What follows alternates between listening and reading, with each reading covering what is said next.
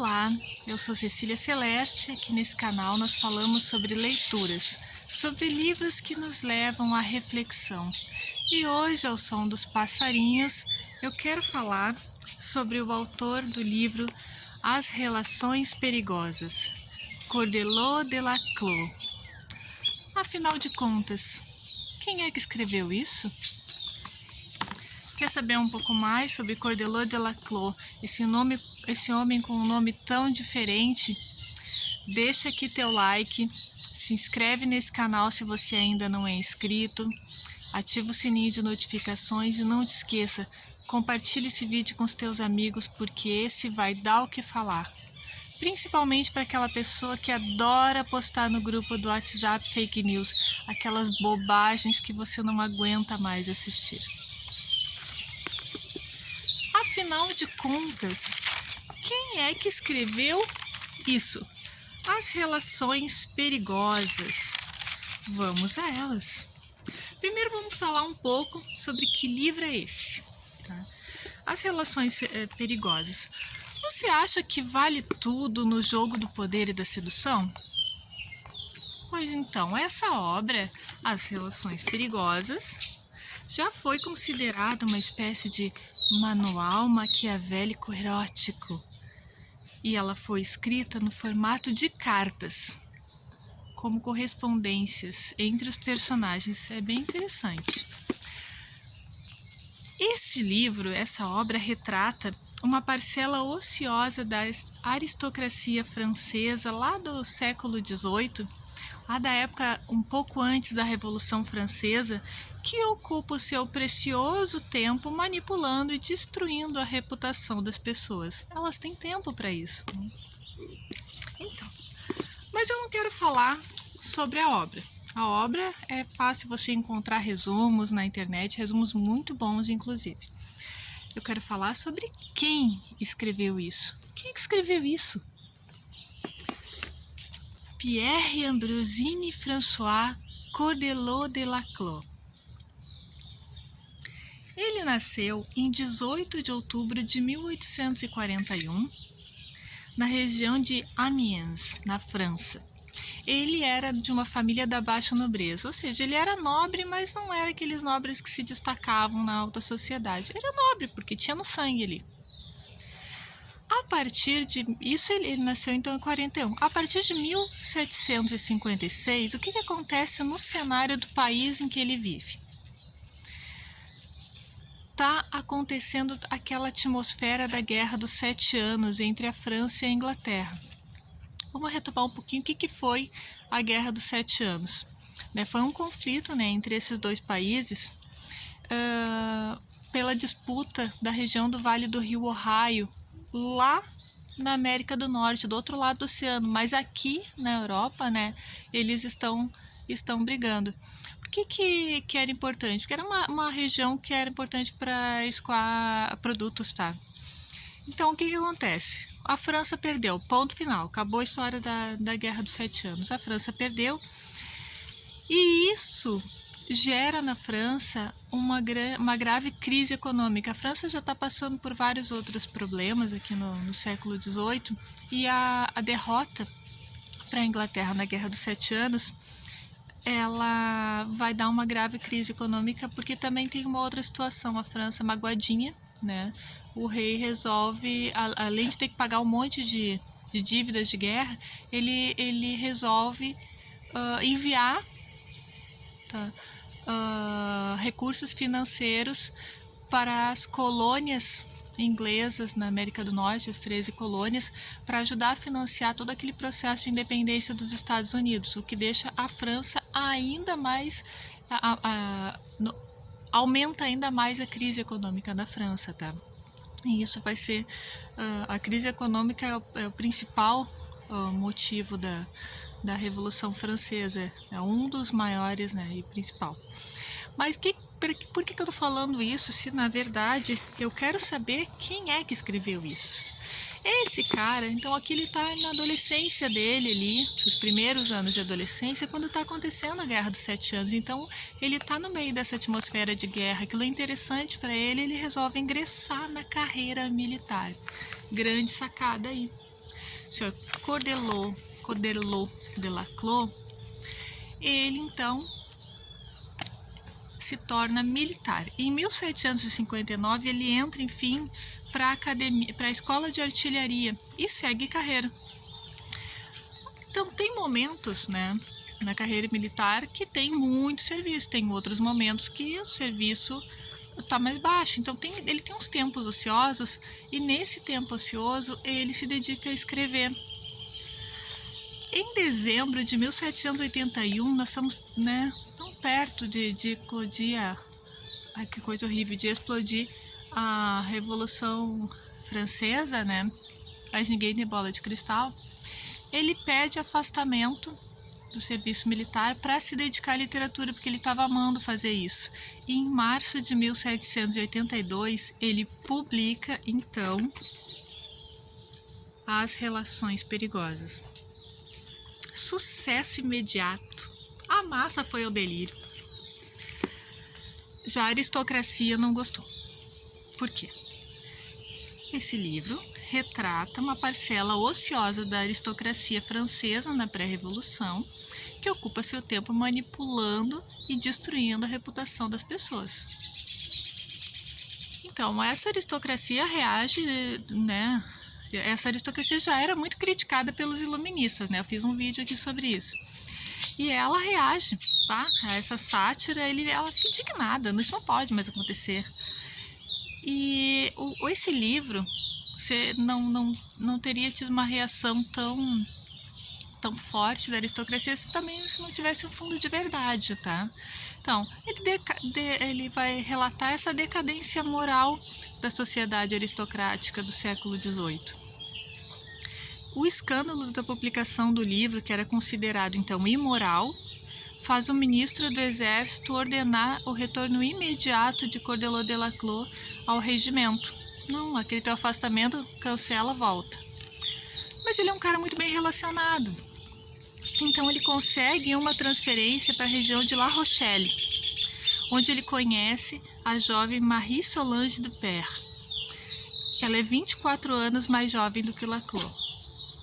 Por que eu registrei aqui essa diferença de idade? Porque ele dá um creu nela, tá? Sim, ele usa todos os seus conhecimentos na arte de sedução, tanto que ele escreveu um livro de muito sucesso sobre, né, a arte da sedução. E ele conquista essa jovenzinha que na época tinha 18 anos. Tá, mas e daí, né, que ela pegou o escritor famoso? É que tem um grande lance entre esses dois.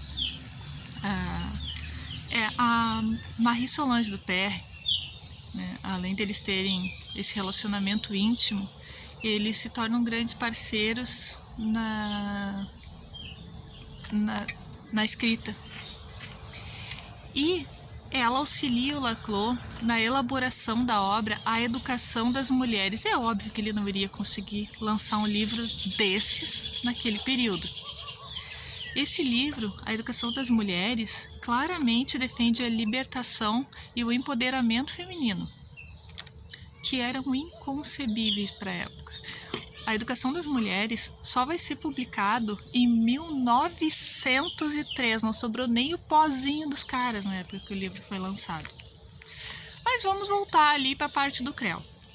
Então, o Laclos, né, ele se casa com a do Père em 1786. Ele conhece ela em 83 e se casa com ela em 86, quando o filho deles já tinha 2 anos. Eles tiveram outros filhos, tá? E nessas aí, entre, né, fazer um filho e outro, ele passa a participar, então, de clubes revolucionários. E ele passou a trabalhar, então, com o Duque Luís Felipe II de Orleans. Quem foi esse cara na fila do pão? O Duque Luís Felipe II de Orleans, embora ele fosse primo do rei Luís XVI, ele apoiou ativamente a Revolução Francesa. Então, para você que acha que a Revolução Francesa foi feita apenas pelo terceiro estado, não, tinha vários representantes da nobreza que participaram ativamente na Revolução. Em 1790, agora já em meio, né, à Revolução, o Laclos passa a fazer parte do Clube dos Jacobinos. Já na ocasião da fuga do rei Luís XVI, em 1792, o Laclos é duramente atacado pela imprensa monarquista, né? Aqueles que defendiam a manutenção da monarquia, a manutenção do rei no seu cargo, né? Mas ele esperava o apoio, né, dos seus pares, só que no meio político ele se sente desprezado, né? Parece que ele fala e entra no ouvido, sai, não, ninguém dá bola para ele. Então, por ele se sentir desprezado pelos seus pares revolucionários, ele quer saber, eu vou trabalhar no que eu sei fazer. E o que ele sabia fazer? O que ele deixava ele feliz, que ele sempre gostou, era a carreira militar. Vou me dedicar à minha carreira militar e esses caras são uns chatos. Ele chegou a ser designado, inclusive, para um posto na Índia, porém a viagem não chegou a se concretizar por questões aí da conjuntura internacional que a França estava vivendo, né? E a sua ligação com o Duque de Orleans lhe traz o ódio de todos, porque o Duque de Orleans, nessa ocasião, ele foi preso, julgado e guilhotinado em 1793, durante o terror jacobino, que era aquela época que não dava nem tempo de lavar a lâmina, já tinha outra cabeça na guilhotina. E com isso, o Laclos acaba preso também.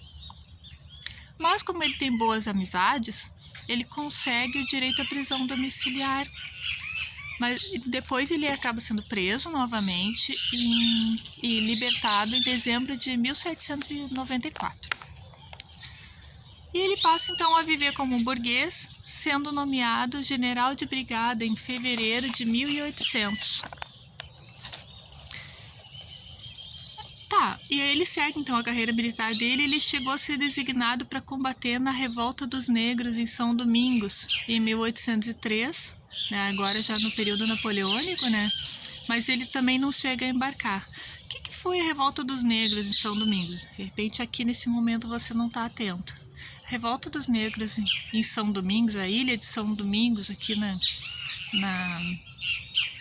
na América Central, essa revolta é que vai dar origem à independência do Haiti, tá? Que é a primeira rebelião, é o único caso, né, de rebelião de ex-escravos africanos, né, de rebelião de escravos, né, africanos, que se concretiza a independência de um país. Mas enfim, o Laclos não conseguiu nem embarcar. A sua rota então foi modificada para a região de Tarento, no sul da Itália, onde ele encontra então, em 2 de agosto de 1803, a morte por disenteria. Ele adoeceu e faleceu, né, nesse serviço. O que eu trago aqui para vocês como reflexão? Vamos olhar lá, né, parar para pensar desde o início aqui da minha fala. Eu falei sobre um livro, né, o autor do livro As Relações Perigosas, e nesse livro, que é todo em formato de cartas, um personagem enviando uma carta para o outro e falando o que bem quer sobre um terceiro. O que é isso? É fofoca, né? E hoje em dia a gente chama de fake news nas nossas redes sociais, nos nossos grupos de WhatsApp. Tá?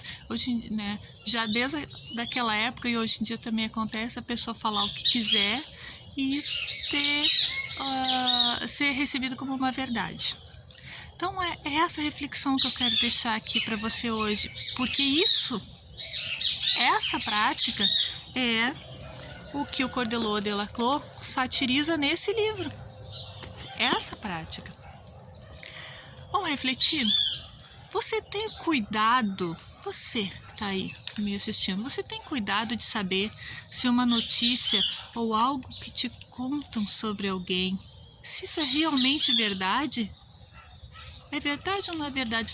Você procura saber isso antes de sair espalhando por aí? Ou você simplesmente aperta no encaminhar porque achou interessante? Tem mais uma pergunta para te fazer.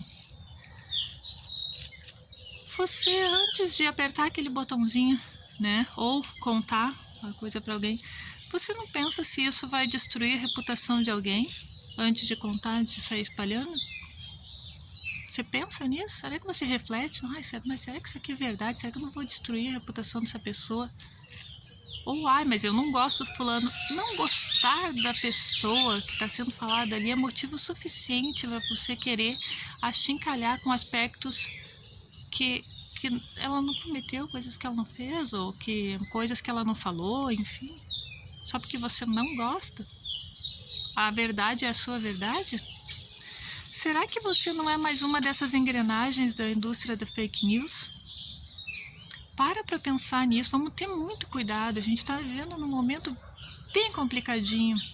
Daqui a pouco nós é que somos esses personagens podres que tem aqui dentro, mas nós nos achamos soberanos. Não, eu sou muito melhor que fulaninho, porque fulaninho fez tal coisa. Fez, será? Ai, fulana era mal falada. É, por quem? Pela tua boca? Tua boca tá limpa pra tu falar?